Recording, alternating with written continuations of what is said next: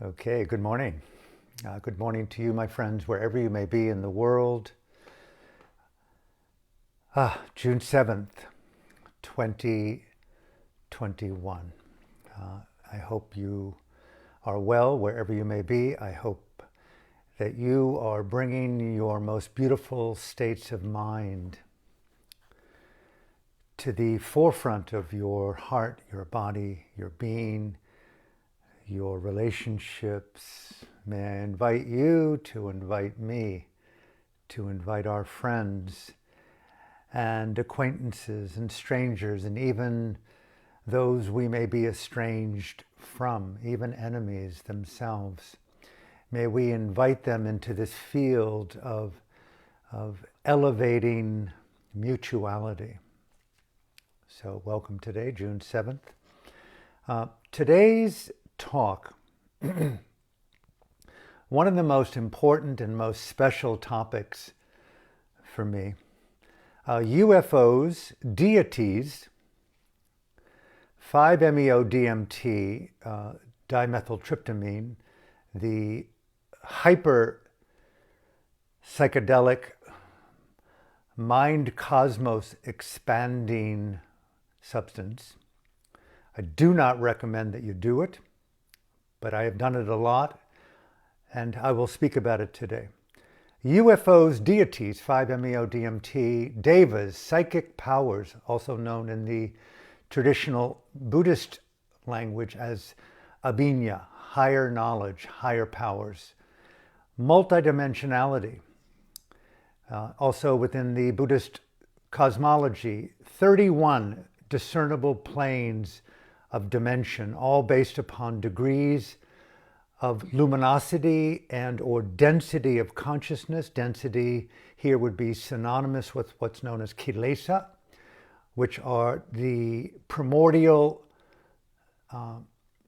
states of consciousness known as lobha, dosa, moha, greed, anger, and delusion. They function, as you may know, to congeal, to condense, to tighten, to contract, to densify. Therefore, they solidify behaviors based upon the functioning of anger, greed, and delusion. And then the luminosity, the states of mind that are opposite of those three kilesas, known as the beautiful states of mind: loving kindness, compassion, generosity, determination, patience.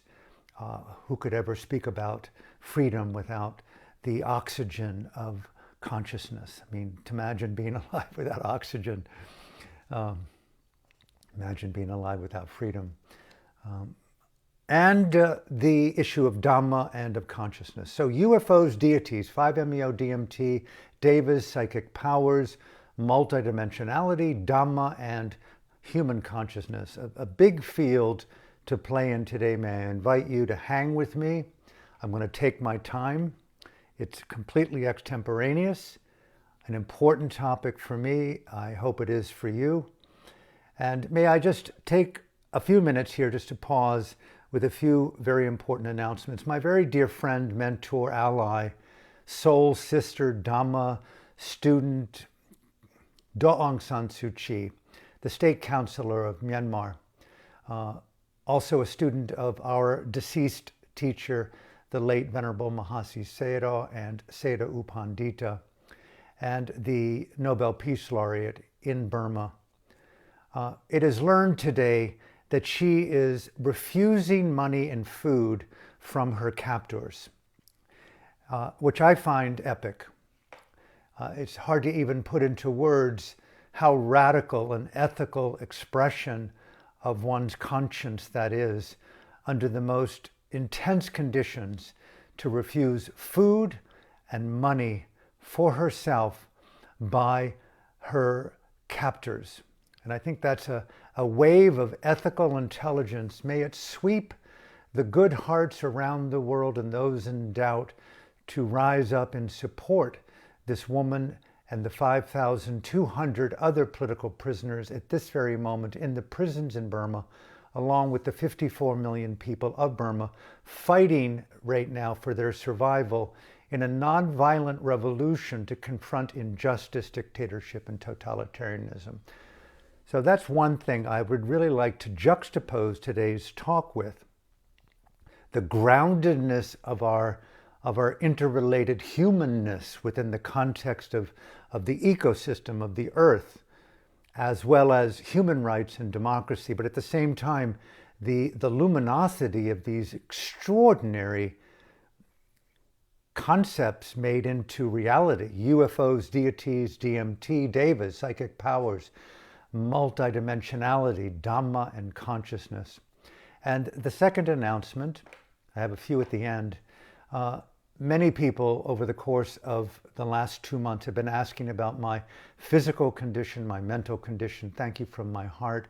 I gave a talk the day before yesterday. It was part 4, called Unknown Futures.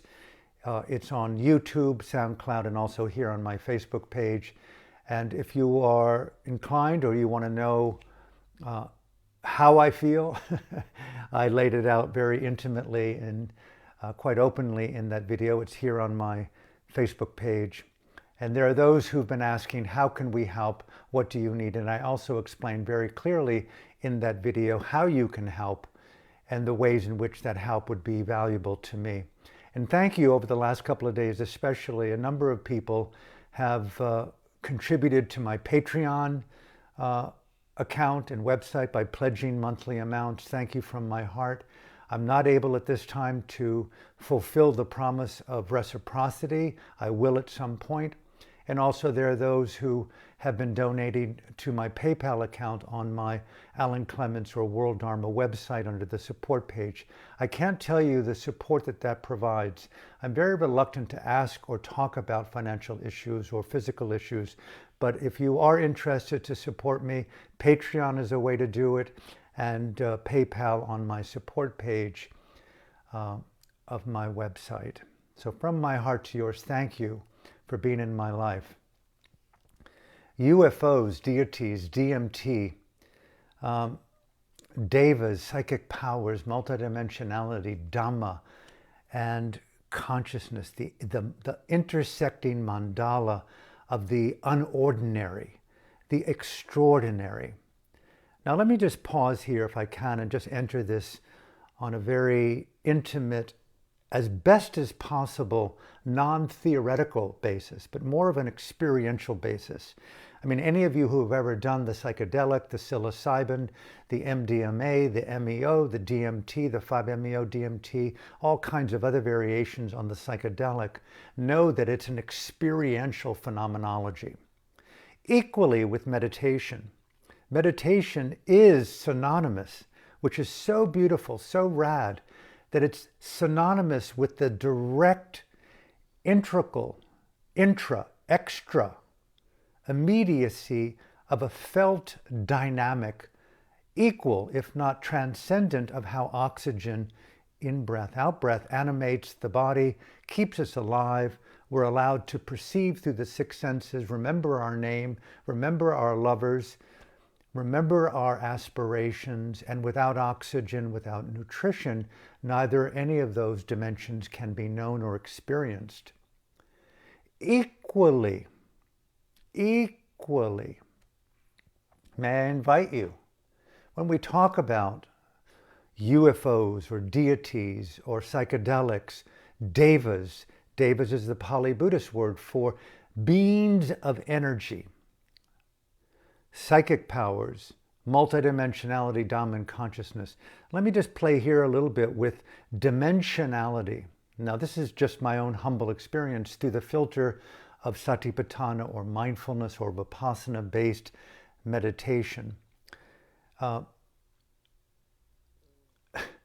Never seen anything more beautiful or beautifying or radically challenging, equally confronting than the power of satipatthana meditation. And I don't say that lightly. Meditation for me, I wouldn't ever advocate anyone, and I don't advocate anyone doing MEO-DMT on your own other than with not just a qualified guide. The same thing with meditation or a psychoanalyst Meditation and the frequencies inherent in the molecule of the psychedelic, especially the DMT, to illuminate here some degree of understanding of UFO, deities, Devas, psychic powers, for me is to understand consciousness as gradations of dimensionality, waves, particles, frequencies, degrees of cognitive felt realities, or multiplicities of intersecting intelligences. We are a composite of interrelated causal conditions born who knows from where, except that we are holographic, organic, bleeding, oozing phantasms of life known in this dimension as Manusaloka, or human dimension, one of 33 dimensionalities within the totality of infinity of causality. Devas, the 6 dimensions of Devas. I'm going to get into some very specific stories that are very personal to me about the world of Devas with my teachers, but they are frequencies, gradations of frequency. Now, obviously, you eat too much, you get tired and you sleep. If you eat too little, you get anxiety and you feel deprived. But if you eat the right amount and it's nutritious and it's sacred, a sacrament, meditation is the fine art for me of consciousness as the employment of the sacrament of transformational awakening. We're using energy waves, we're using frequencies with inherent states of mind, employing them based upon their innate functionality. Consciousness employing consciousness to illuminate the nature of consciousness, to play in the field of dimensionality, to understand how to overcome conflict, fear, struggling, dukkha, self-generated suffering, and when identified with the suffering inherent through anger, greed, and delusion that we employ upon others, and how to tease out of this field of infinity known as consciousness the good, the true, and the beautiful. And equally how to radiate higher degrees of frequency, which I find the absence of conflict leads to freedom, luminosity, curiosity, wonderment. We're not being gravitationally rooted in a diluted narrative of you're wrong, I'm right, kill, blame, crucify, rape, genocide. Those are very dense states of mind. Imagine for a minute right now the UFO metaphor, the UFO reality. Oh my God, right? We have an astonishment moment, a moment of unique wonderment on the planet today. Equally with the DMT, with the psilocybin, with the LSD, whatever the mixtures are that you find compelling, they are pure astonishment. It's not just the wonderland of the mystical, though. Here's where I employ for myself personally, and I'm not trying to judge or try to create a hierarchical standard. It's just a personal sharing that meditation employed with the UFO metaphor, Devas, deities, the 5-MEO-DMT molecule, Dhamma, consciousness, dimensionality, they're all frequencies of felt vibrational waves. Meditators can play, can discern, can elevate, interrelate with, overcome, challenge, and take to a higher ascendant states of mind. When I hear the word UFO, Deva, DMT, psychedelic, I hear states of consciousness congealed in the phenomenology of a human or a tree, a bird, another orbit, infinity, Saturn, rings, toxicity, plastics. Is everything consciousness? I don't know the answer to that, but when I play in the realm of meditation with the DMT, the psychedelic, fasting, sensitivity, quietude, listening, meditation as the art of psychedelicized, intimate, felt listening. Who isn't listening today to the UFO dialogues? It's so rad, but who among us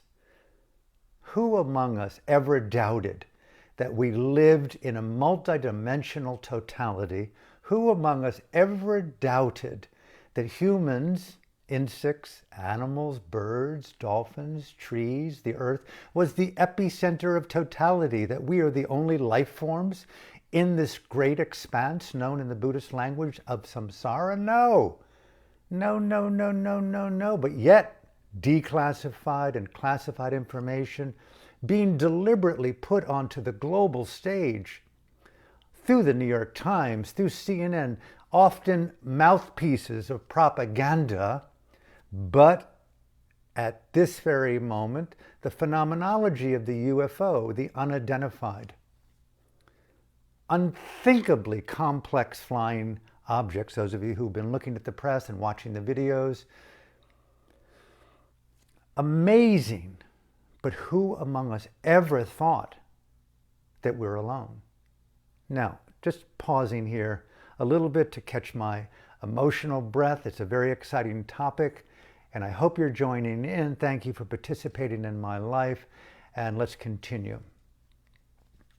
Meditation. I mean, for me, the best way, in a way, to understand the phenomenology of the extraordinary, the UFO, one comes into question, my God, are we alone or are we not alone? I was recently in Bali about a year ago, soon to go back after being in Maui. Hopefully, I'll talk more about the retreat coming up in Maui. You're looking out at the Milky Way. I mean, when you're in Hawaii, you're in Bali, certain places in the world, you just go, oh my God, right? The OMG, and you go like, oh my God. Even a dictator may have an awe moment. It's so amazing to feel that we're on this little globe spinning through eternity around a sunball at 25,000 miles an hour with a moon in a solar system moving around in a galaxy among meta-galaxies, not to mention dimensionality and infinity, and we go into a quantum field of like, oh, wow, in a UFO, how could it be that a UFO, I'm not saying aliens or whatever that may mean to you, I'll get into that in a minute, but an object that defies the physics of anything known technologically. It's not Russian, it's not Chinese, it is purely other. I don't have an answer for that. My dear friend who's been breaking this story for decades, Leslie Kane and I, longtime colleagues, look her up. I've read her book, UFOs, interviewing the most remarkable people on the planet, the prestige presidents, governors, senators, pilots, testimonies. She's a great investigative journalist. Read those testimonies. I tell you, read them and you'll understand more and more. But today the UFO with the DMT, the Deva, multi-dimensionality, Dhamma, consciousness, I go into where in this narrative right now, where the awe, the oh my God, is in a way catching mainstream attention. We've got a moment that seems to be, we're pausing from the horror of the satanic. I'm not going to read into the release of this information by our governments as some kind of conspiratorial. Is there a deeper ploy here? No, I think it's the hard work of Leslie and her colleagues over many decades to demand the freedom of information to let's release, elevate, and explore. We're not alone, but what is this technology? Who are these deities? What's crafting these crafts? Okay. Meditation. If you're awed by the UFO, I would really encourage you to be equally awed by the organic experience of the 5-MeO-DMT. And I really want to stress that. The organic experience of the most astute, astounding experience, temporary as it may be, but long-lasting in its effect, post-come down from the DMT. Meditation has no come down, really. It's a slow, progressive expansion, relaxation dyad. Expansion into new areas beyond normal narratives and the relaxation of the gravity of greed, anger, and delusion, which are very nuanced sonic configurations. Just like when we do the yoga asana, and we do a particular asana, and we come up right to the edge of our physical, emotional ability, and we pause there with authenticity and integrity, and not to overstretch or to simplify or to come into a relaxed state. Meditation is a very fine art of expanding, not pressing. We have interior bodies. Welcome to the realm of the human and the deva within the human. UFOs to me just exemplify, oh my God, there are physical deity creature objects. I don't know who's flying them, what's driving them, but they defy the laws of physics as we understand them. And my God, okay, just pause, just jumping around here. How is it humanly possible to travel at the speed of light for as long as you could imagine? How would you be able to craft something knowing that a human life can only, 50, 60, 70, 100 years? So what kind of life form could be in that? I'm not suggesting that there's a life form in that, but when I drive a car, generally I'm in it. But whatever's in it, it's a life form that is so transcendent to the imagination of the human form that could only think that it's an artificial intelligence robotically replicating, going through time immemorial. I mean, the nearest star constellation is still a staggering light years away. What would it mean to go on a journey, honey, 100 million light years to this little blip somewhere in the galaxy known as this Milky Way, and right down deep into the Milky Way there's a solar system. You'll go past Saturn, you'll go past Mars, and you'll go around this thing called the blue-green sphere, fraught with wars and rape and genocide and oceans filled with plastics, overheating by the human. And you'll just orbit around there, and you'll do things with these pilots that see you, but let them see you, but look at that planet. What are they learning from us, and what are we learning from them? To me, yes, life exists. But it comes back to, I want to explore multidimensionality. I want to explore time-distant travel. I want to explore what it means to be disembodied from death, as I may know it in a physical form, confined to the gravity of a Homo sapien in a lifespan on planet Earth in this particular epoch. I want to know a life dimensionality post-Earth, post-human, metaphored by the DMT molecule, by the ayahuasca molecule, by the psychedelic experience. I don't like just going up and go, oh, wow, beautiful wonderment, mystical moment, blah, blah, blah. Explore the Dhamma language of that transformational elevation. I want to know how you do that. I want to know how DMT is something that can be experienced cognitively, creatively, organically within a mindfully chosen field within my own inner beingness. I want to know when I'm on the DMT, when I'm in the UFO molecule projection analysis, how can I navigate states of consciousness? Welcome to meditation, right?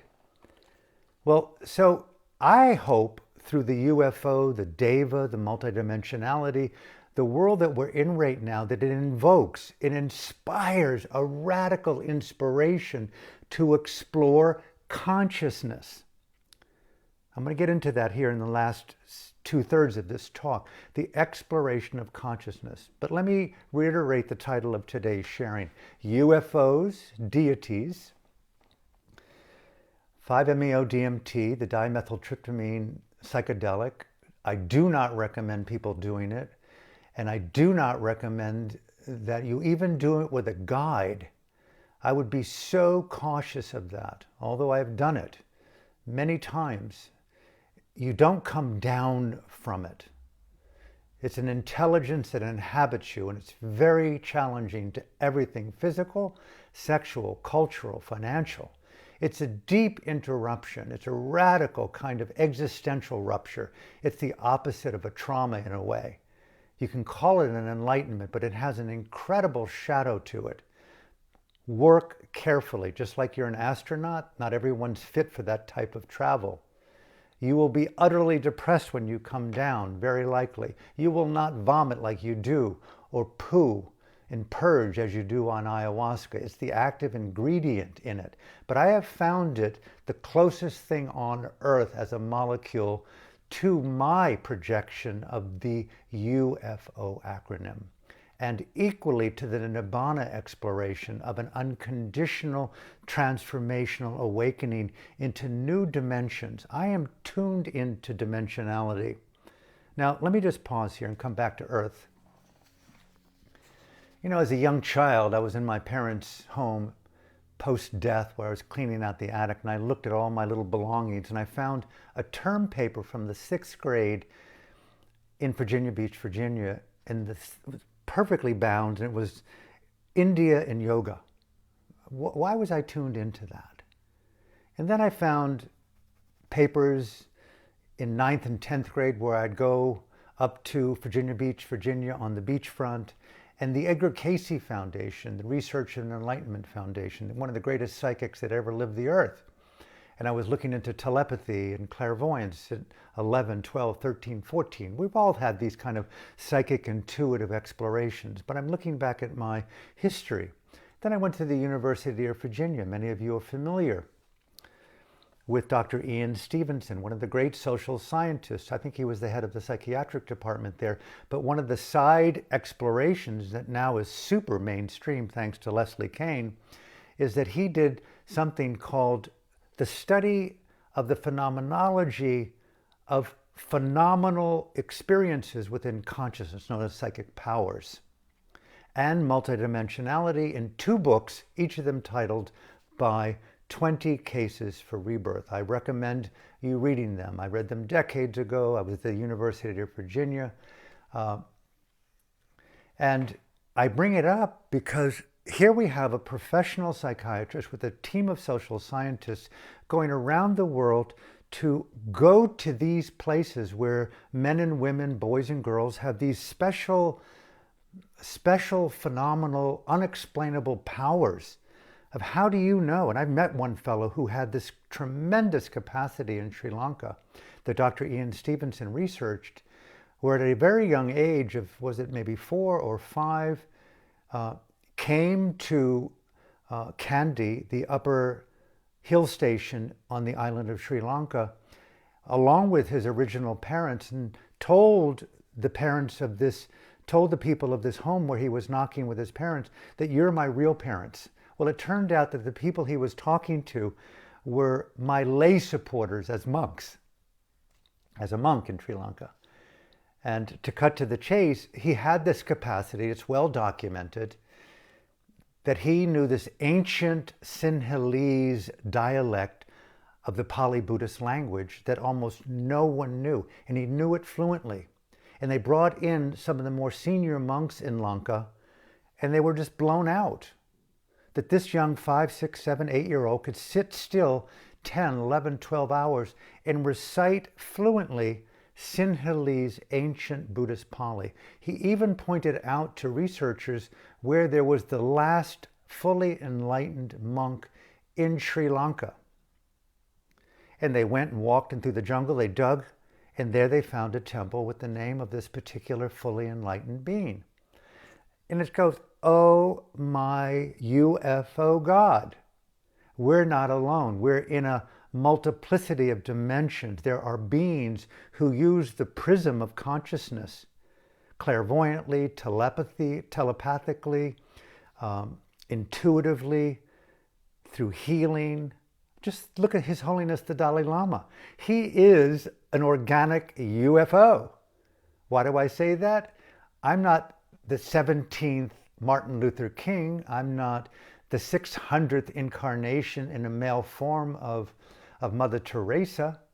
I am the 14th Dalai Lama of the suburb of planet Earth called Tibet. not Philadelphia, not South America, Tibet. I'm the 14th incarnation of Dalai Lamas in the suburb of planet Earth called Tibet. Now, if that phenomena itself isn't equally mind-boggling to all of us out here who are drawn into the UFO, to Devas, multi-dimensionality, to even the belief that enlightenment exists, which is the absolute absence of greed, anger, and delusion. That is so mind-blowing. You can multiply UFOs to the millionth power, but to know that there is an organic practice known on this planet today that in its fidelity leads to the absolute absence of delusion, fear, greed, and anger. Talk about a mind-blowing concept. Nibbāna, they call it in Pali Buddhist language. Well, the Dalai Lama, incarnations, men and women getting together, putting the dots together. No, it's not her, it's not him. Let's go to that village. Do you answer these questions right? That's him. That's the 14th. That means, to me, I don't want to just worship him as the 14th. What about, oh my God, they're pointing to in their thinking, look at the respect that that man gets, the absolute respect, integrity, certainty of him being an incarnation wave. And who was he before he began the incarnation wave of Dalai Lama? It didn't just start with being a Dalai Lama. And how many more incarnations will there be? In his tradition, he says, we have suffered more pain than all the oceans filled with our tears, crying over the loss of loved ones. To become even a Buddha, one must have cried that many tears, plus, plus, plus. He's pointing to infinity. 14 incarnations is only not even a teacup of tears. So what he's pointing to here, which we easily overlook, what the UFO has come into fidelity on the mainstream media today, being brought forth in dialogues around the world, transcending divisions and languages, pausing maybe the wars, the rape, the pillage. We are in a spectrum of infinity that can be discerned. That's the intelligence of meditation. I'm not saying it's the priority to become phantasmagorical and to fly through the air or to dissolve one's body. So many of the early so-called Westerners who went to India, Thailand, Vietnam came back with super lies of phantasmagorical stories of saints delivering all kinds of psychic things, and it was just fantasy, which I don't blame them. But now that we've got Wikipedia, now that we've got collaboration on a digital level, now that we've got infinite ways to understand the truth of something, it turned out to be normal phantasm lies. But it doesn't mean that they're not true. You know, pause. From UVA and Dr. Ian Stevenson and the study of the phenomenology of the psychic power, recalling previous lifetimes,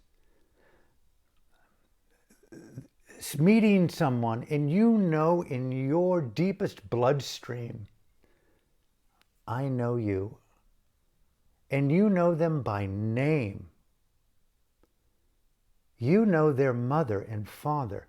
Dr. Ian Stevenson documented the evidence with his social scientists of people who had no understanding of how this individual knew that village, knew these people, knew their jobs, knew their history.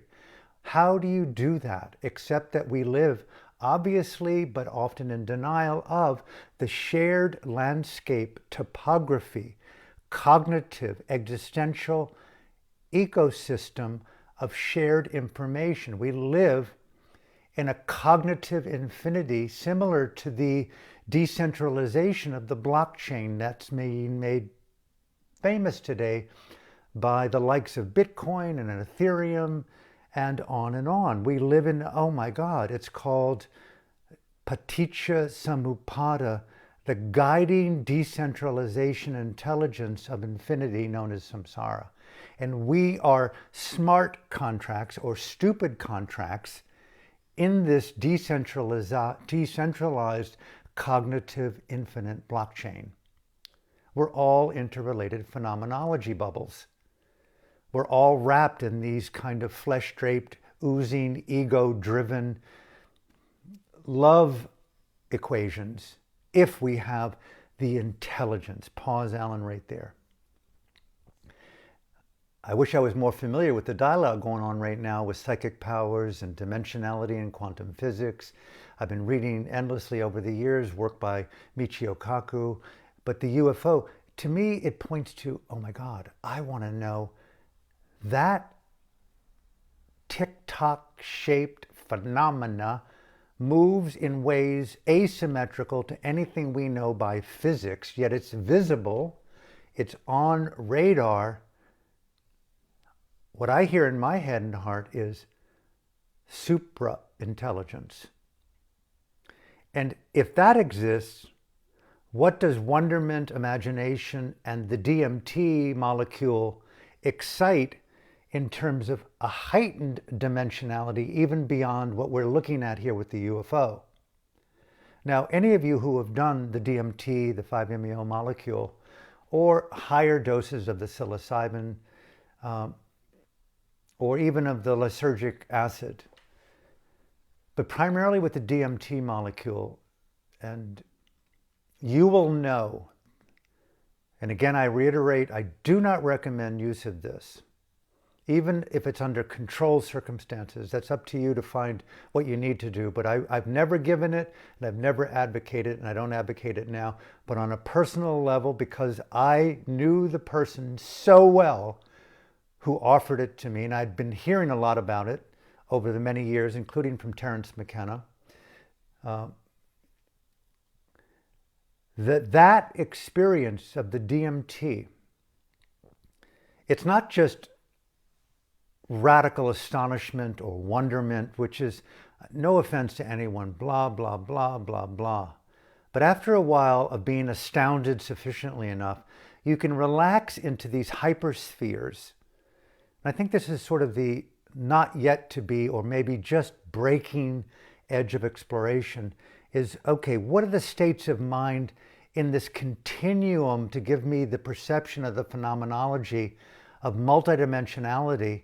And I'm now so transported from my physical plane. Those of you who know, no ability to call this a room, a desk, an earth, a planet. I am now in the DMT deity dimensionality of an interrelated phenomenology of information, and you now are, in a way, a bold victim of the psychedelic. Oh my God, fear could easily overtake you. I've seen it. You can go, oh, get me out of here. Next thing you know, 15 minutes later, you're out and you're going, oh, what happened?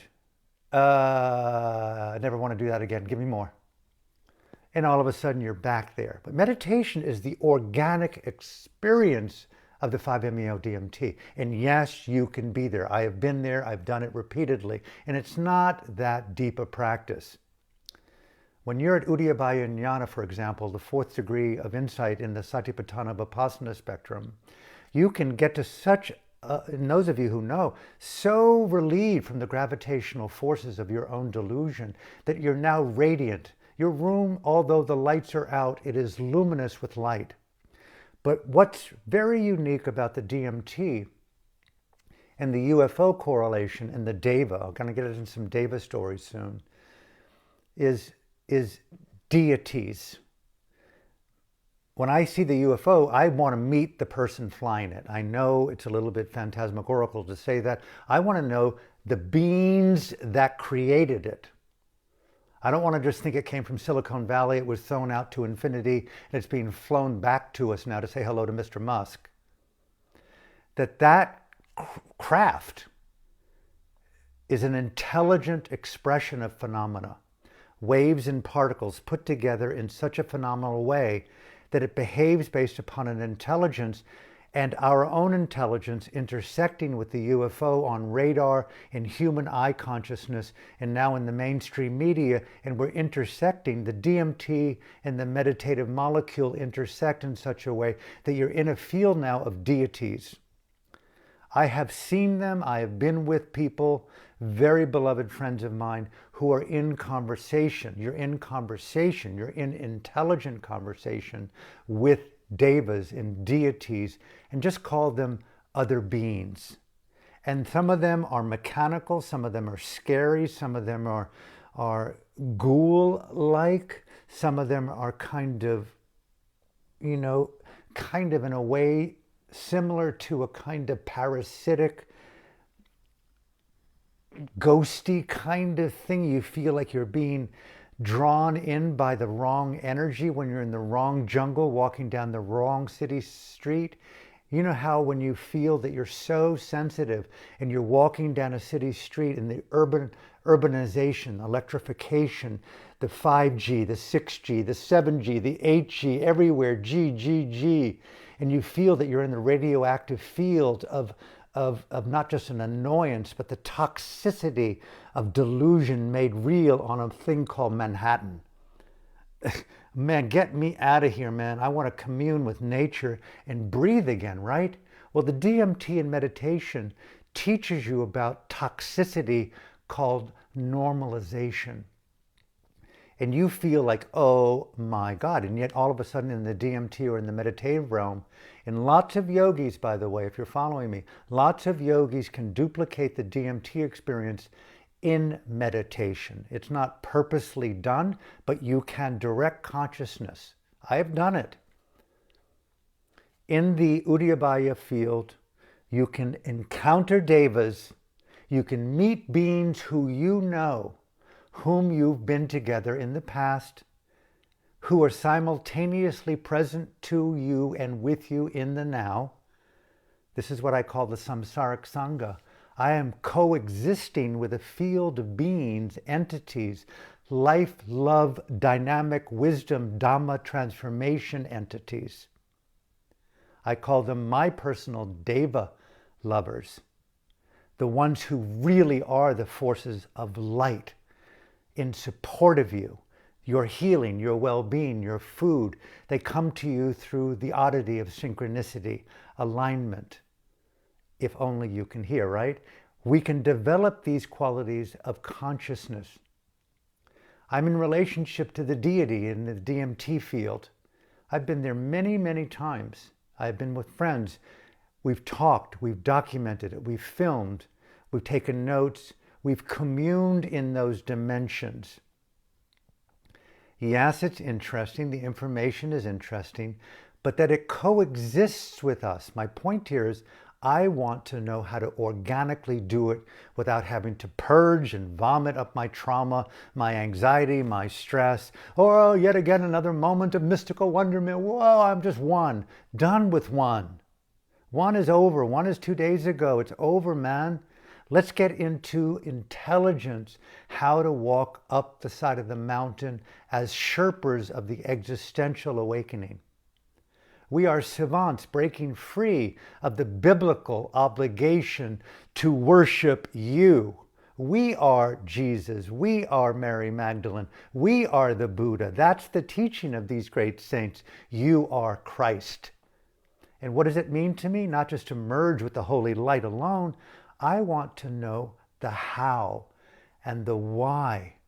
I call it MQ, mindful intelligence. EQ, existential intelligence. I want to know, as a research scientist of the soul, of mind and body, very much like my friends who call themselves yogis, I want to know how to understand the Dhamma literacy of being.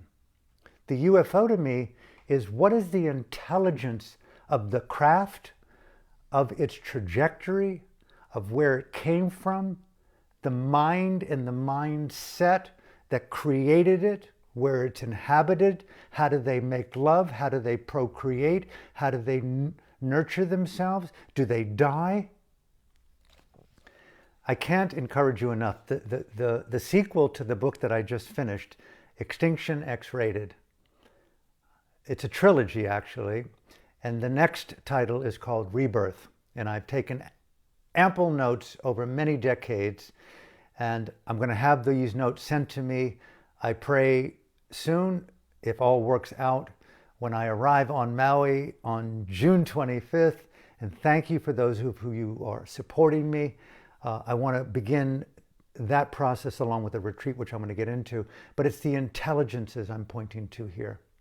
That is what's interesting to me. Okay, the last half of the talk. Thank you for being with me today. You can see I'm quite excited about this, and I'm breaking free a little bit of my own biological needs and medical conditions and dying and, you know, all the morbid talk of me taking my own life with a dissection or rupture. Just leave that aside for a while, Alan. But let's just dive into this mystical adventure today with, because it will soon fall back into the crevasse of the ordinary, and UFO will be just belittled like it was for decades before. But here we are. We have a breach in the narrative. UFOs, deities, 5-MeO-DMT. I recommend do not do it. Devas, psychic powers, multi-dimensionality, Dhamma, and consciousness. My point here, one of the points as we move forward, the direct, immediate experience of developing the multiplicity of intersecting intelligences. I am so done with any narratives about being present. Embodied presence, nowness is so anathema to the dimensionality of the virgin exploration of mystery. The past and the future, when you're smart, are everywhere together as something beyond one. We are an intersecting ecosystem of causality known as paticca samuppada. Intelligence is the nature of the cosmos. If you do it wrongly, we have wars and genocides and extinctions. And maybe there's something right in those physics, but I want to understand a sacred space that is transcendent of what feels to be the suffering of mortality, of disease, of war. I've said it and I'll say it again. One rape in this cosmos is one too many. There's something deviant in the intelligent fabric that I don't think is just being prismed through the 3-pound brain in my head. I don't think it's a mind-human issue alone. I think it's part of the God molecule. And I don't see it as a virtuous inclusion within dimensionality. Therefore, consciousness, stating the obvious, has the function and the capacity, if we so choose, to inhabit transformational intelligences, to therefore break out of the narrative propagandas that come to us in the form of greed, anger, and delusion, known collectively as dukkha within the Buddhist tradition, and or simply as forms of suffering. Dengue fever is suffering. It may be natural. Rape is suffering. A bullet through your head is suffering. A splinter in your finger is suffering. The death of your beloved cat is suffering. These are human emotions. The UFO, the Deva, the DMT, psychic powers, meditation is the direct, intelligent exploration of removing dukkha fields, dukkha contracts on the blockchain of existential reality. We don't want to participate with you. We want to tease out of you. Are these UFOs here to harm us? Kill us? Study us? Enslave us? We can see that enslavement and harm is very real on this planet. Xi Jinping of China, a totalitarian psychopath. Hong Kong, Tibet, Burma, the next Tibet. The onslaught of dictatorship. Why couldn't a UFO be part of the gene of a Xi Jinping? I'm not saying it's created by Chinese technology, but the mindset of unidentified, flying, inhabiting, consciousness could very well contain the very genomes that we are struggling to understand with as humans. That, to me, that intersecting forms of cognitive intelligence are what we need to really study, is the study of consciousness. The UFO is phenomenal. It's mind-blowing. Devas are mind-blowing. The DMT molecule is absolutely mind-blowing. The psychedelic is mind-blowing. Meditation should never be done like DMT without a qualified, I mean really, really qualified Kalyanamita. I don't know any Westerners who I would ever send anyone to entrust them in the intimacy of the fidelity of deeper, subconscious, expanded meditative understanding. Meditation isn't something you did decades ago. It is something like right now, living and breathing the DMT molecule over and over and over again. It is not something that you did and it's over. Dhamma is an evolutionally radical process of constantly challenging you. And meditation is the most radical thing I've ever seen done on this planet. It is not about peace and happiness. It is astronautic. I don't know who in the world would volunteer to get into a spacecraft, if it was even possible, and say, you're going to go flying, we're going to put you into an anesthesia that numbs and quiets your biological presence for 100 million light years. You'll wake up in some distant reality, possibly in some other dimension on a planet where you will land like the very UFO that we're seeing here off Earth. And you will be a pioneer in space. That is so rad that we live in a dimension where we have to consider how to survive as a species, as a planet, as a life form of intersecting creatures, unless we do what the UFO is doing with us, and we explore space, outer space, inner space, simultaneous space. Unless we do that, we are doomed to ecological collapse and our sun in a mere 200 million years, as scientists tell us, the very flames that keep us warm will engulf our very home and incinerate us in seconds where there is nothing left than even silence. The UFO is phenomenal, but I think survival of life is the takeaway for me, and that to me is the study of consciousness. How can we explore, inhabit not just other places in the cosmos, physical distance, even if traveling at the speed of light could be done, even with the study of the curvature of the universe and transcending dimensionality and taking time out of the linear into the more wave. Still, how do you breathe as a human being in a cosmos? Obviously, Michio Kaku and many scientists, astrophysicists, talk about civilization 1, type 1, civilization type 2s, civilization type 3s. We must learn how to consciously disembody consciousness from form. That, to me, is the UFO takeaway. If it's physical creatures, cool. They've got something on us that we don't particularly have. But this is where the meditation, the DMT, come very much into focus, coming to the last quarter of this talk. Intelligence, exploration, survival of life, beyond wonderment, the literacy of understanding the causal conditions of consciousness, getting over awe and astonishment and wonderment and the fear of death. All those are kind of okay, but hey man, let's get over looking at the moon and writing a poem about it. You know, even wolves can scream out there at that. We've got to really drop into the laboratory of understanding. And how can we, at this point in time, in this very brief window that we've got left before there's a tremendous collapse in the infrastructure of the economy, in banking, in food supplies, we're on the precipice of annihilation.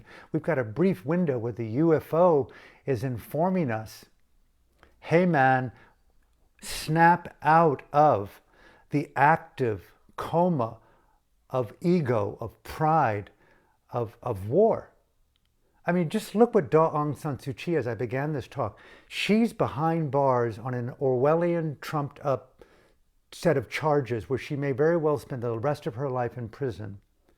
And she somehow, it snuck out that she's refusing money and food from her dictatorial captors. What an expression of radical, courageous ethics. Unthinkable. That is so, so cool. And it's coupled with UFO, integrity of intelligence to explore sanity, overcoming war and evil and totalitarianism. You can never take your loot into the collapse of life. You can never take your pride and your white virtues. It is time, the UFO, the Deva, the psychedelic, all of it's converging right now, isn't it? It's all converging into the immediacy of let's not just hold hands, but let's explore the timeless transformational awakenings, overcome our need for personal happiness, overcome our need for personal security, overcome our need for profit, do all that we can to live and to abide and to share, give over, share everything. Yes, help. You've got loot, you've got millions. Don't ask me what I need. Put it into Patreon, put it into land on Maui. Don't ask, just deliver. We need to deliver sanity right now. The UFO, the Deva, the DMT, the psilocybin, meditation, Christ, Buddha, Aung San Suu Kyi, the civil disobedience movement are all telling us, draw on the innate intelligences within the psyche, in the substratum, into the higher reaches of infinite consciousness, draw upon the good forces of mindful intelligence, existential awakening. Find your salvation. Don't worship and fear UFOs alone, but explore dimensionality, because we'll never be able to travel faster than light, I think. But we can move instantaneously from right here, from one dimension of form into, aha, okay, the story I promised to tell you, I'll close with this. I left America nearly 45 years ago, ended up as a Buddhist monk briefly in a monastery in Rangoon called the Mahasi Satthana Yekta, a meditation center governed by a group of lay devotees and run by a group of men and women, nuns and monks, who were the senior teachers primarily of lay women. 90% of the yogis in our center were lay women. Very few monks and very few men and some nuns. Okay. I went there because Mahasi Sayadaw, as one of the two most leading figures in the Sixth Buddhist Council, popularized the ancient practice of mindfulness, transformational mindful intelligence practice, and took it from the forest monastic orders into the city, into the lay life. And the first retreat back in the 40s had 15 people. They cooked on fires and brought their own food. Pretty rad. Started by the prime minister at the time, U Nu. But one of the things that really attracted me to him was his pragmatism. At the same time, he was a scholar of the traditional Tipitaka, the Buddhist teachings, found in 11,000 pages of classical suttas and teachings that have been handed down from time immemorial, it said sonically, verbally, through the spoken word, and then eventually carved on palm fronds and then eventually carved in stone up in Mandalay, and eventually printed on pages of books. The other gentleman who was the co-leader of the Sixth Great Buddhist Council in the 50s in Rangoon was a man named Mingun Sayadaw, who his notoriety was twofold. He was known as a bodhisattva, very much like His Holiness the Dalai Lama, but in the Burmese Buddhist tradition, is a man dedicated to achieving the full development of the paramis, the most heightened states of cognitive intelligence inherent within consciousness. If you know how to fertilize, nurture them, you are said to be a man or a woman dedicated to the development of the paramis, and therefore often making a vow to become a radiant Buddha. He's a bodhisattva. And one of his skills, and I met this man before he passed away, he memorized verbatim all 11,000 pages of the classical Tipitaka. No joke. Look in the Book of Guinness Book of World Records, and Mingun Sayadaw holds that record. He and Mahasi Sayadaw talked in dialogue for the better part of 3 years, in which Mahasi Sayadaw, the chief questioner, asked the most salient questions to Mingun Sayadaw, who illuminated the meaning of what the question meant and the answer to that question. Pretty phenomenal. 11,000 pages of memory, to me, is more phenomenal than a UFO. It points to the heightened possibility of consciousness as vehicle to heightened intelligence, the capacities of consciousness. And when I was there meditating early on in the late 70s, I had heard this story of how Mahasi Sayadaw, in his building on the property, every morning would call together the senior teachers, where they would talk about that day's Dhamma understanding, practice, check in together, and collectively how to support, navigate, and elevate the status of the yogis, which is just such a beautiful concept to me.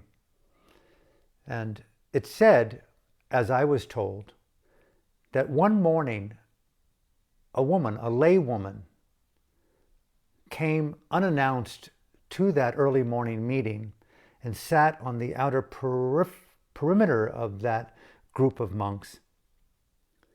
And Mahasi Sayadaw, knowing who she was a very respected lay devotee and lay supporter of the Sayadaw, paused in his Dhamma talk and asked quite politely, "What brings you here?" And in an instant, the lay woman, I was told, brought her hands together in front of her chest in a classical salutation of respect to either a nun or to a monk, which you see all over Burma and Asia, and then expecting her to speak based upon the familiarity of who she was. Imagine right now, expecting me to continue speaking in my tone. Well, this woman began to speak and announced herself as a deity inhabiting this woman devotee. A deity inhabiting this woman devotee. Now, okay, Alan, this is just a flashback because of excessive LSD use. I know you love Mahasi Sayadaw, I know you love Buddhism, but I think you're slightly unhinged. Okay, no, this is a story that was told to me, and it's been told many times, and it's well known throughout the world and in Burma, but I'll tell you a firsthand recount of it with new information that very few people know about. Imagine being in that room, and this elder woman devotee began to speak very much like Dr. Ian Stevenson's research at the University of Virginia in his books 20 Cases for Rebirth, and that fellow who I met in Sri Lanka who could speak fluent Sinhalese Pali.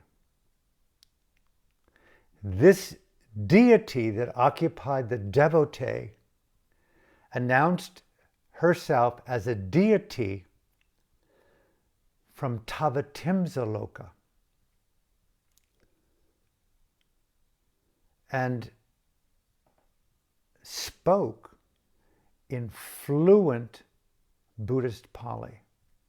This is the language, it's said, that was spoken at the time of the Buddha and handed down by nuns and monks and lay people over the 2,600 years. And it became very specific to Sinhalese Pali, Burmese Pali, Thai Pali, things like that. And you could imagine those other Sangha members in Mahasi Sayadaw's room any more than having a group of 10 people in your home speaking now in a fluent language that you don't know. And yet Mahasi Sayadaw, who knew fluent Pali, and this deity began to communicate together. That is an encounter of the rarest kind. That's a UFO. We've got a UFO in human interaction. And I was being told this, but there was no verification. There was no radar. There were no pilots. It was just a story. And because the tradition was so laden with the pragmatism of the abhinya being irrelevant, psychic powers being irrelevant, yes, rebirth is natural to the phenomena of birth. We live in a heightened dimensionality of totality. Excuse me. But what's relevant is the power of transforming consciousness from fear, greed, and delusion and attaining Sotapanna, Sakadagami, Anagami, or Arhanta, 4 degrees of enlightenment. That's all that's important. To remove from your own psyche and substratum any constituents of delusion and greed and anger. So this was sort of outside the loop of normal discussion, but it tweaked my elementary school term paper on yoga in India, growing up in Virginia Beach, Virginia, with my study of Edgar Cayce, the great psychic, and telepathy, at UVA, and later with Dr. Ian Stevenson, with the phenomenology of psychic powers around the world in a scientific study. And now all of a sudden in Burma with the great master Mahasi Sayadaw, and a story that speaks to the phenomenology of the psychic within Burma in my own monastery. And those of you who know, within the Tibetan teachings of Buddhism, within the Theravada Buddhism teachings, the text, those 11,000 pages, are filled with unthinkable stories of multidimensionality that make the DMT experience look like ordinary marijuana. And so it's wow, wow, wow, wow. I'll never tell this story again, probably. So I'm going to take my time here and share it.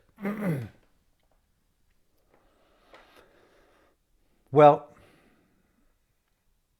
this woman, devotee, now being occupied by the deity from a Deva dimension, explained that she became a Sotapanna, a first stage of enlightened deity, based upon listening to a discourse of the Buddha called the Tavatimsa Sutta.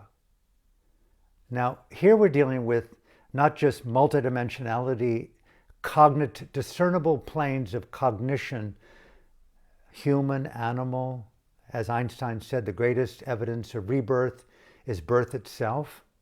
The continuum of causal conditions, animals, trees, humans, devas, brahmas, dimensionality, frequencies, waves, particles, psychic powers, clairvoyance, telepathy. How do I know a language that I never learned? How do I know a person's name that I never met? Look at the people, look at the chemistries that we have in the world. And they talk for a couple of hours. End of story. Next part. Years went by. My dear beloved friends and colleagues, Dr. Janine Davies, Dr. Ingrid Yort, three of us brought together an annual retreat through the good support of the Buddhasasana Foundation in Myanmar at the Mahasi Tatanayekta about 6 years ago. That became an annual retreat that will not be anymore because of what's happened in the country. And it may have been the first or the second year of that 10-day, 1 month long retreat for an international group. We decided to invite internationals to come to Burma to practice in the context with highly trained nuns and monks in Burma. And respecting that context, like with psychedelics and setting, set and setting have everything to do with the experience. And so that yogis around the world could experience where the teachings came from in this ancient land with very highly trained, I would call them Dhamma psychonauts, who live and breathe in these multiple frequencies. It turns out they're not overt, like I've got psychic powers or I'm clairvoyant or whatever. They don't do chest thumping. They're so subdued, so subtle, so nuanced. You would never know. It's even highly taboo to talk about enlightenment, stages of insight, dimensionality, psychic powers. It's all grounded in the pragmatism of supporting an individual to challenge their own unrecognized, self-generated conflict through helping them become more literate to the study of states of consciousness, not being bewildered by those narratives, by those energies, by those frequencies. And equally, the study of the beautiful states of mind to free oneself, to be more creative, more generous, more ethically courageous. Okay, I'm in my room meditating. Knock, knock. I get up and there's a Burmese man. He says, and I said, please come in. He said, we've not met, but I've heard about you. We're honored that you're bringing these international yogis here to the Mahasi Center. And I've heard through the Dhamma grapevine that you have a deep, deep interest in Sayadawji's history and aspects of his life that very few people know about. And so I'd like to tell you that, in fact, I am Sayadawji's biographer. I've collected all of his talks, his videos, books, writings, notes. And you know the story of Sayadawji in his morning meeting with other Nayaka Sayadaws. And the woman devotee came up unexpectedly and was inhabited by a deity from a dimension of the Deva worlds and announced herself to be a Sotapanna, first stage of enlightenment. And I paused and I just kind of lit up as if I were hearing and seeing a UFO. Or I had dropped or smoked a small dose of DMT. I was like, oh my God, a psychic union that's touching the deepest roots of my existential love affair with life. I invited him to sit down. He says, well, up until recently, we only heard that it happened, but I found the tape. It turns out that someone there at that meeting pressed start, and it's all on tape. And I've got a translation of it for you.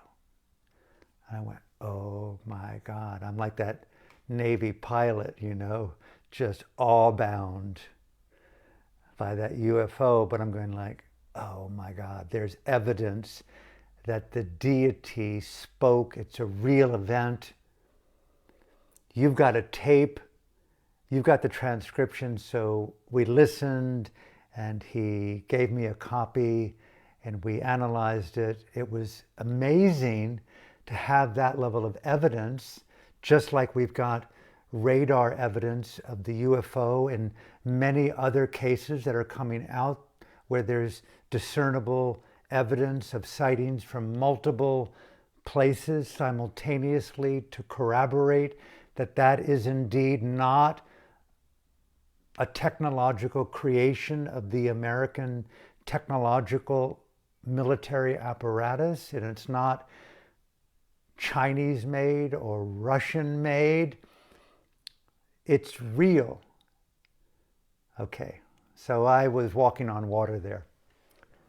Jump time to the last iteration of this talk. It may have been the year before last, again in Burma, at the annual retreat, in my room,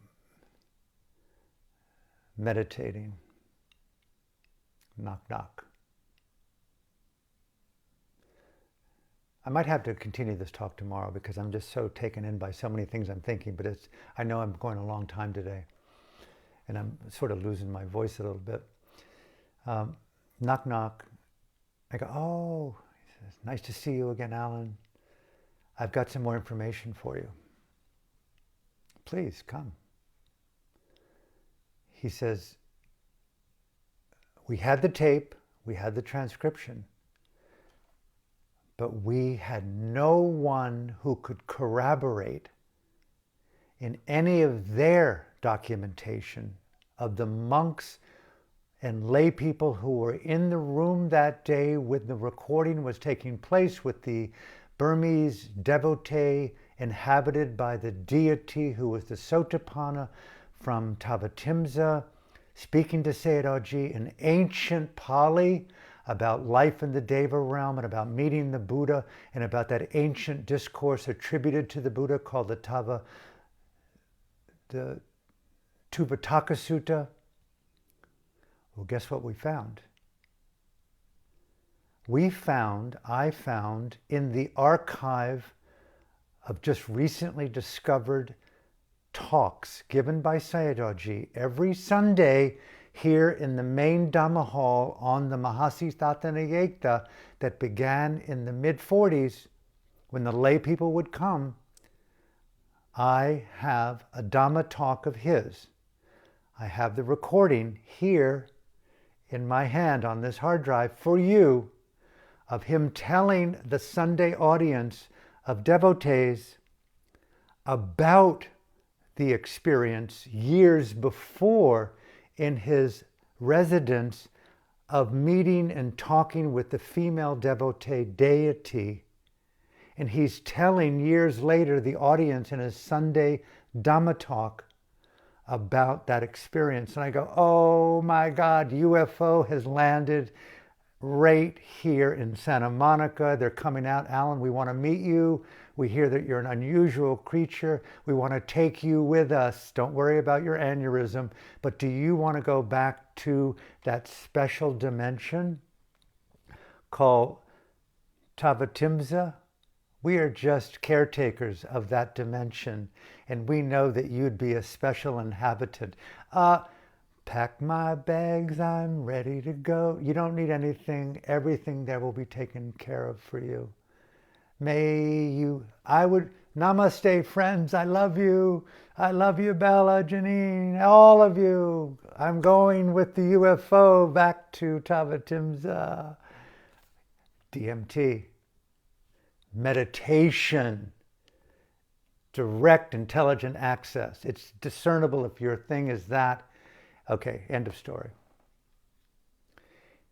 Sayadaw, as he explains to me, is telling the audience, back in the day, this is me paraphrasing, a woman devotee came to my residence upstairs in the morning, introduced herself not as who I knew, but as a deity. I'm going, a deity. Imagine your husband, your lover, your wife, your yoga teacher, your meditation teacher is inhabited by a deity and no longer is just talking their Dharma talk and looking down at their notes at or Joseph Biden at his teleprompter, and all of a sudden he breaks ranks with his unmemorized, reading from the chalkboard of what's been told for him to say, and says, I want to live in freedom and fidelity and talk from the intelligence of my spontaneous truth with you. I want to talk to you about the nature of existence and how to overcome fear, greed, and delusion. Is that Joseph Biden? Oh my God. Talk about winning the 2024 election. You could be 90 years old. We'll vote for you. Break ranks with the teleprompter. There's one for you. The teleprompter within, the narratives that we tell ourselves that we need to repeat. Talk about habit. And Mahasi Sayadaw says, years back, this woman came and she spoke as a deity from Tavatimsa, as an enlightened Sotapanna. Very rare has anyone ever heard about the Tuvataka Sutta. It's an obscure, small sutta attributed to the Buddha. And I would like to share with you over the course of the next couple of Sundays the salient teachings of the Tuvataka Sutta. He's not going on, as the biographer was telling me, about the phenomenology of the UFO sighting of the deity that inhabited the devotee, although that's awesome. He's choosing to share the teachings of the Buddha that she heard 2,600 years ago that illuminated her to overcome dimensions of greed, anger, and delusion to attain the stream entry enlightenment experience. He's choosing to illuminate the intelligence of the Dhamma. And I'm going, that is so rad, so cool, so amazing. They're not mystified by God, what is that drug? What is that UFO? It's like, oh, wonderment. Okay, fine. But what is the intelligence within my own mind? How do I inhabit those degrees of intelligences? And he's telling the audience in preface, in this talk, that I have a copy of. And when I pass on, it will be given. It's already given to my friend, Janine Davies. It's on that drive. It's known by the people in Burma. It's known by the Buddhasasana Nugaha. This is true. This is factual. And here is where I'll come to the conclusion and end. The Tuvataka Sutta. You've heard me, those of you who know me the last couple of years, go on about this. I am awed. I've read this thing about 20 times. And it's got so many dimensions to it that's outrageous. But allow me to explain a little bit about the Tuvataka Sutta, which I'm just kindergarten in my enunciation of it. Okay. The Buddha is said to have been at a certain moment in his post-awakening phase of teaching Dhamma, where he's seen in his field of psychic assessment, he had the abhinya, the psychic capacity apparently, to assess the topography of the mind, the readiness of another mind for the awakening of nibbāna. What were their proclivities, their personality types? He had that sonic ability to situate in a kind of transcendent empathy, a kind of awakened wisdom, radiance merging dance that you know when you're on the psilocybin, the DMT, the intersubjective, all the ways in which we transcend the counterintuitive and can feel each other's interspace. You fill in my sentence, I fill in your sentence. All of a sudden you get up from your desk and you look at your phone and you know exactly that you're going to get a text from him or her. That deep topography of shared psychic space. Where does it begin? Where does it end? Who starts a sentence? Who finishes it? Who lives? Who dies? And the Buddha was said to have had this psychic field and saw that the people present could not hear what he would be willing to share to possibly awaken them from their sleep. And here, instantaneously, Devas appeared, Brahmas appeared, a range of deities and entities, DMT-like, UFO-like, that are explained in this sutta. The multiplicity of different forms of consciousness inhabiting different degrees of density of form, both human, both in the 6 dimensions of Devas, and both in the trans-physical dimensions of the Brahmaloka. And probably the animal kingdom as well. 31 planes of co-intersecting intelligences simultaneously in the Buddha's field of assessing the topography of awakening and the possibility of potentialities set in setting. The ultimate DMT, Dhamma, the sonic vibration of words and language.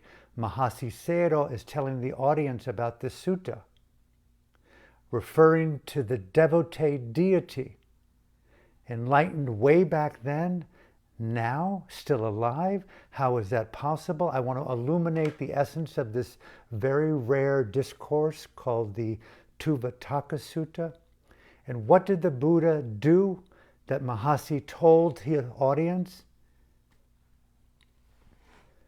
Well, it said that the Buddha had his own intuitive, deep glimpse of whatever wisdom is to a Buddha. So way rad. That the best way for the audience of animals, of humans, Devas and Brahmins, and all other deities and creatures ad infinitum in all dimensions and variations of existence, that the only way, the best way, the chosen way is for him to duplicate his own body.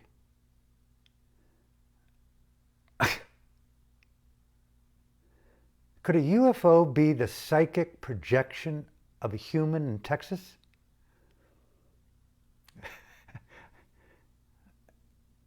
Wonderment, awe, astonishment, possibility, probabilities, psychic phenomena, the DMT, the psychedelic, the trans narrative of a mirror talking to itself, break free, turn from the shadow in the Aristotelian cave and face the radiance of light. What do you see? And Mahasi Sayadaw said, the Buddha duplicated his body and created a narrative within the duplication. Imagine the kind of programming skills that we have within our computer chips with AI and artificial intelligence. Imagine the cognitive, organic intelligence inherent within consciousness that creates even the human being to be born, the animals, the trees, the suns, the universes, the cosmos, the quantum physics, the multidimensionality, the UFO, the Buddha, Jesus, God, the devil. This intelligence is, he duplicated his body, programmed it based on a set of narratives and questions so that the duplicate of himself would be in dialogue with himself. The ultimate interview dialogue. That's why I love dialogue so much. I miss having dialogues. I miss that in the Dhamma. I miss those people. I want to interview them, talk to them about higher order lovemaking, ubuntification of consciousness into transcendent states, beyond, in, inclusive. He duplicated it, programmed it. How do we overlook these things? Oh, I just want to be mindful so I can overcome my stress. Oh no, I just want to include mindfulness within the US military so we can commandeer drones to drop bombs into those goddamn devilish Muslims over there and just drop all that mechanical talk of bare attention, eating, tasting. Fuck all that. Break free of the mirror, the conformity. It's hyper psychic intelligence released from the balloon of that membrane of conformity. How come these teachings, I'm telling my friend who's bringing the hard drive and the information of Sayadawji's discourse back in 52, to the audience where he's given me a tape. How come these teachings aren't talked about? And so Sayadawji is giving a talk on the essence of the Tuvataka Sutta, jump time. Well, it turned out, based on this gentleman's insistence, those talks of Sayadawji, Mahasi Sayadaw, were transcribed and brought forth in an English translation into a book called the Tuvataka Sutta that has been translated by Upesala, the British bhikkhu. It's available online. It's for free. Go do a search and verify for yourself what I'm saying. It all came based upon what I'm saying to you. And it is mind-blowing, and I'll close here.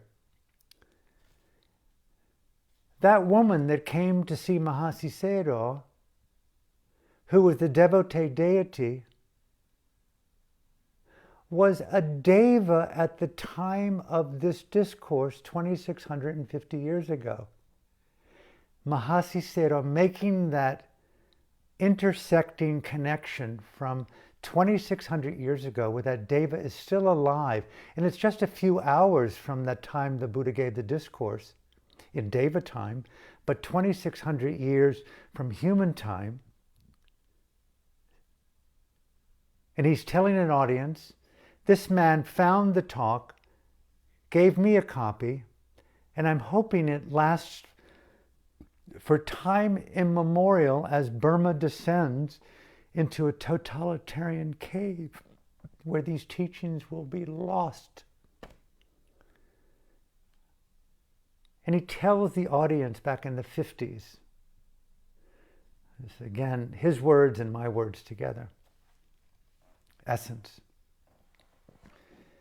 Here we are in a meditation center where we practice systematically the ancient teachings of Satipatthana Vipassana meditation, mindfulness of the different dimensions of consciousness and physicality, taking the object, that which is most predominant in any given moment, notice it, be aware of it, note it, and continually, concurrently bring this mindful, applied, intelligent presence.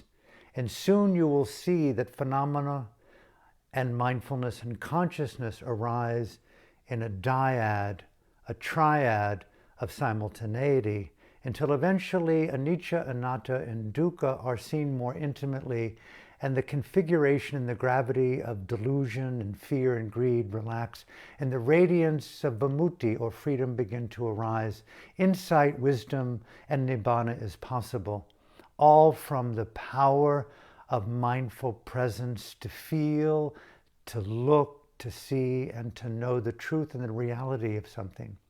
An invitation, my friends, to enter the cognitive field of the organic DMT known as sati. He's telling the audience, in short, he's saying, normally we practice systematically, which I do advocate. That's why you're here as yogis. But those of you who have come from the outside here on this Sunday, who take the Dhamma into your home, into your workplace, for all of us as yogis here from time immemorial to the future, listen up. He's telling them, listen through every, this is my language, listen through every pore of your being. Become so fertile in the immediacy, like the Buddha talking to the humans, the animals, the Devas, the Brahmas, in the Tuvataka Sutta.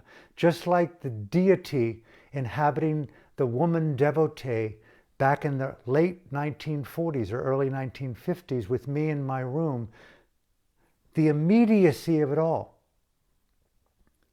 Dhamma is immediate.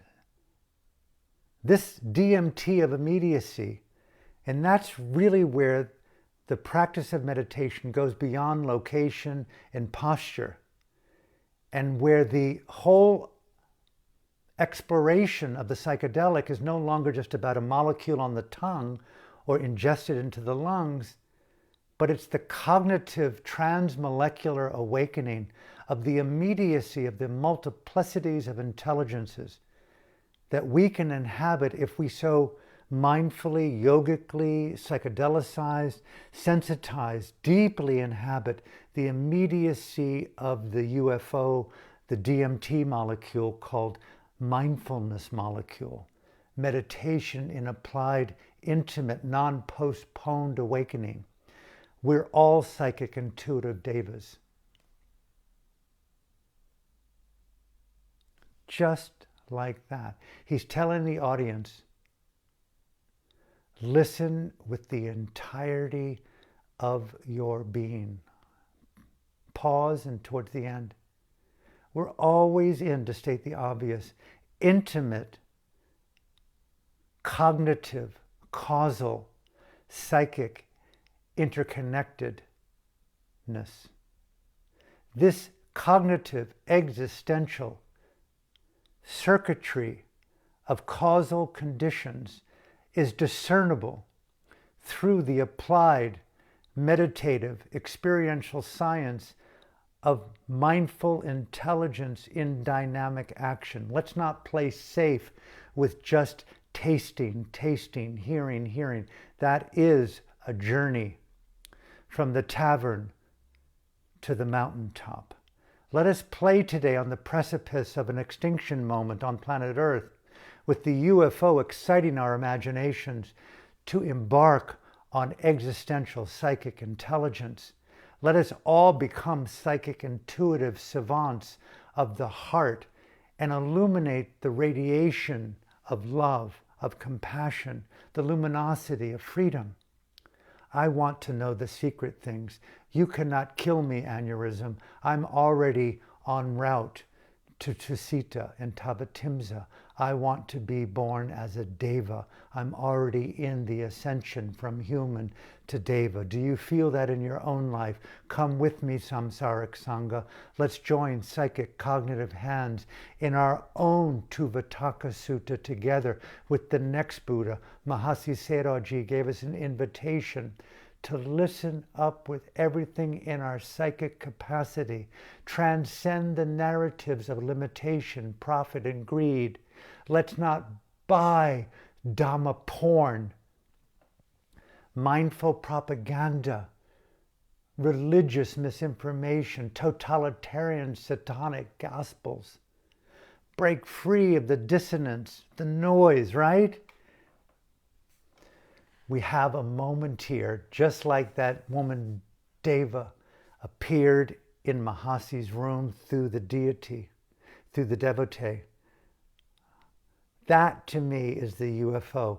Let us all, may I encourage all of us, through the acknowledgement of the UFO, the wonderment of that, the curiosity that we're not alone in this world of dimensionality, beyond the wars, beyond the rapes, beyond all the things that are going on, do all that we can to support the people who need our help. But at the same time, what a better an opportunity do we have to rise up into the most enlightened expression of our Dhamma. That's what I'm trying to get to.